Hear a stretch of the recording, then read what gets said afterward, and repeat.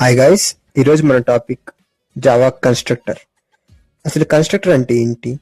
Constructor ఎందుకు create చేస్తాం? Constructor అంటే అడిషనల్ ఇన్ఫర్మేషన్ అబౌట్ అట్రిబ్యూట్స్. మనం కన్స్ట్రక్టర్ని క్లాస్కి క్రియేట్ చేస్తాం. క్లాస్లో మనం తీసుకున్న వేరియబుల్స్కి అడిషనల్గా ఏమన్నా వాల్యూస్ యాడ్ చేయాలంటే మనం కన్స్ట్రక్టర్ క్రియేట్ చేస్తాం. ఈ వాల్యూస్ మనం డైరెక్ట్గా అక్కడ కూడా అసైన్ చేయొచ్చు. కానీ మనకి తెలుసు ఒకసారి కంపైల్ అయితే మళ్ళీ వాటిని వెనక్కి తీసుకురాలేమని.